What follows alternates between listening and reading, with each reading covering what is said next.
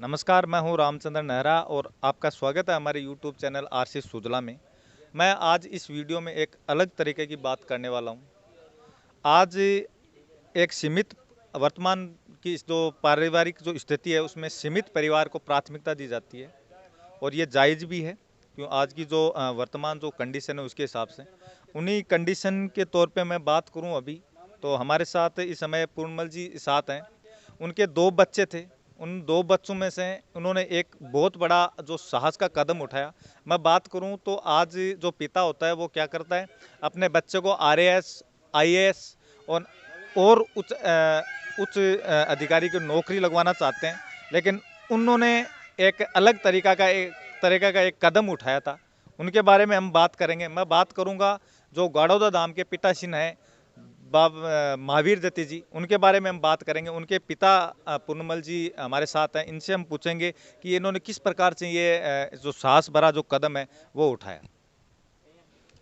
रामचंद्र जी, वैसे तो सब कुछ पंडित चंद्र प्रकाश जी शास्त्री हैं और वैसे मेरे भांजे हैं, उन्होंने सब कुछ बता दिया इसके बारे में। आप मेरे परम मित्र हों और आप कोलासर से बिलोंग करते हो। और एक चर्चा मैंने आपको लॉकडाउन के समय की थी कि रामचंद्र जी, अगर हो सके तो गौमाता के प्रति थोड़ा सा अपना रुझान और इस आरसी जो चैनल है आपके माध्यम से आप थोड़ा सा अग्रणी होके और युवाओं के अंदर एक संदेश छोड़ें। उसके अंदर कोलासर ग्राम बहुत ज़्यादा अग्रणी रहा। मैं हृदय से आभारी हूँ और मेरे अंदर से आत्मा बेहद खुश है, बेहद खुश है। वहाँ कोई संत भी नहीं है, कोई मंदिर भी बहुत ज़्यादा विशेष नहीं है।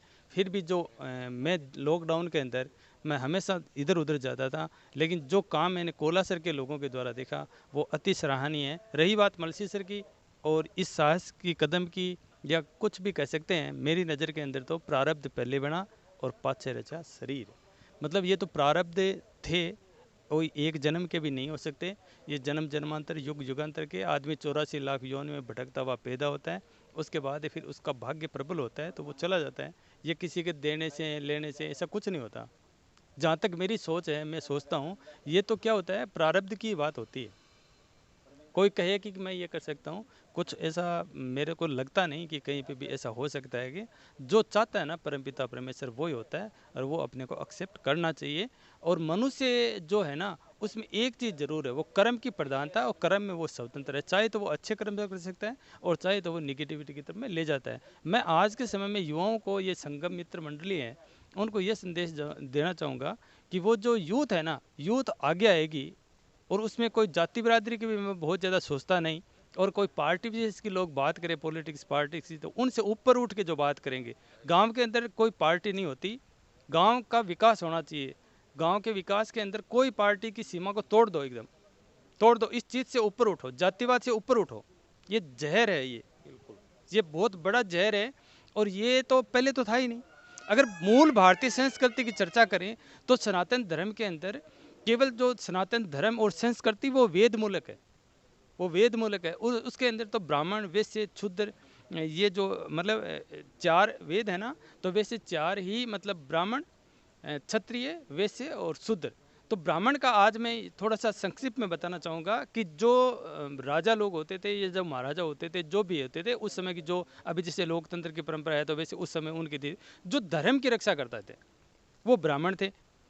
जो धर्म की रक्षा करे, हमेशा धर्म की रक्षा करें। जो भी अभी जैसे आज लोकतंत्र के अंदर बैठे हैं, तो जो उनको सही दिशा की ओर ले जाएं। जैसे मंदिरों के अंदर हैं, तो मंदिर के अंदर क्या है, मंदिर के अंदर तो पुजारी जी हैं, वही तो चलाएंगे, वही तो आने वाली पीढ़ियों को देंगे ना कि ये तुम्हारी संस्कार हैं, ये वो हैं।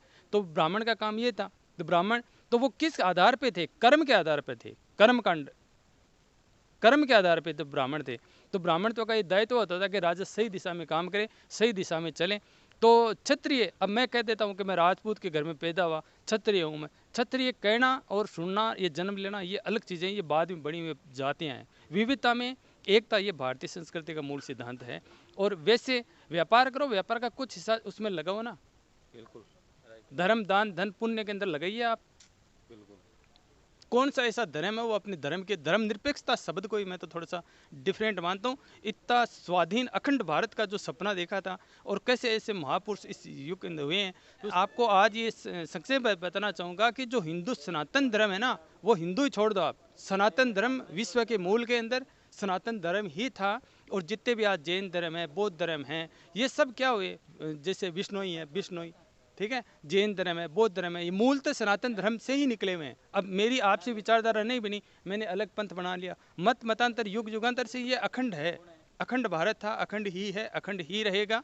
और ये जब जातिवाद की बात है तो इस जातिवाद से थोड़ा सा ऊपर उठ के केवल कम से कम अपने गांव स्तर पे तो ये देखें। और ये अपना राष्ट्रीय पक्षी जो बार बार बोल रहा है मोर, उस मोर की सुनो, उस तरफ में थोड़ा ध्यान दो। ये लॉकडाउन, ये कोविड, मैं समझता हूँ ये जो प्रकृति है ना वो दंड दे रही है। जब मानव अतिक्रमण करता है, किसी सीमा को लांघता है।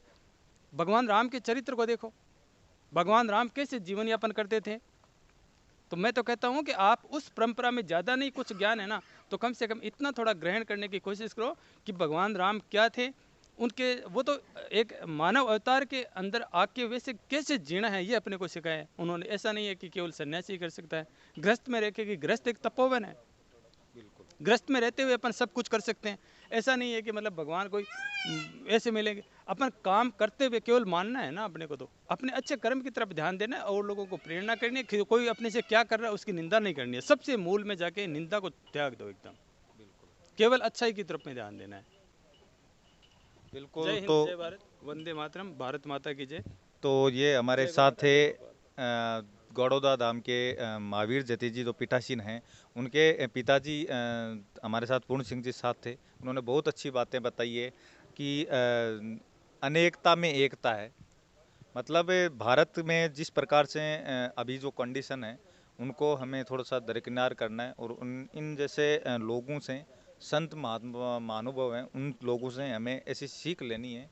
और हिंदुस्तान को एक बार फिर जो अखंड भारत हुआ करता था और जो प्यार की बातें उस समय चला करती थी, वैसे हमें चलनी है। आपको हमारा जो वीडियो है उसको ज़्यादा से ज़्यादा शेयर करना है, वीडियो को लाइक करना और कमेंट करना है।